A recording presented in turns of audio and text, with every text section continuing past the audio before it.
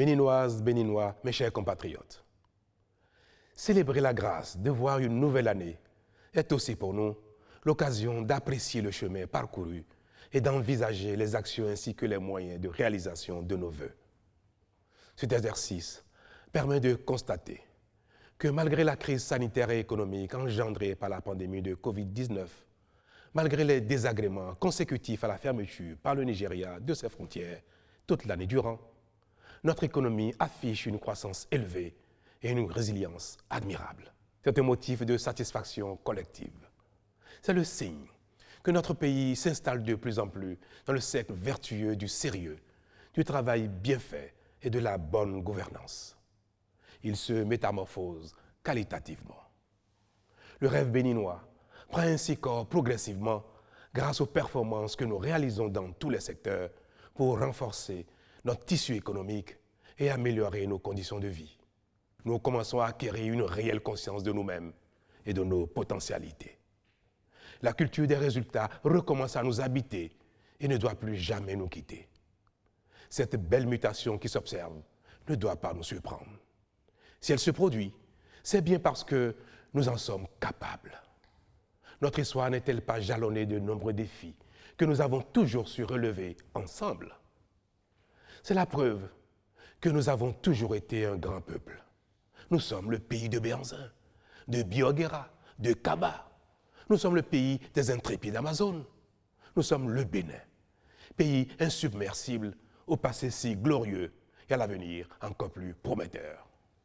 Mes chers compatriotes, en cet instant si solennel, je vais vous dire ma fierté de voir notre équipe, l'équipe Bénin, reprendre confiance en elle-même et recommencer à gagner.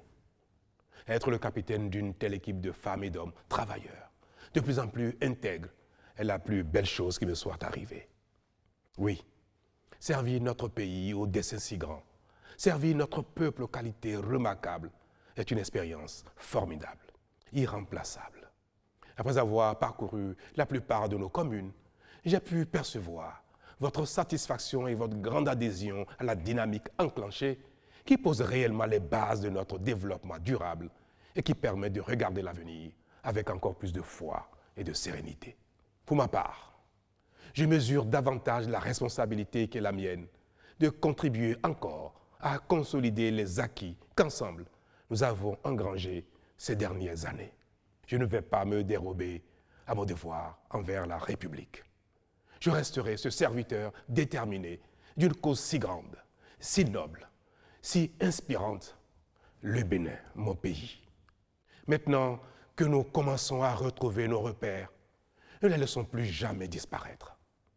Entretenons-les, renforçons-les afin qu'ils soient toujours le ferment de notre action pour le Bénin.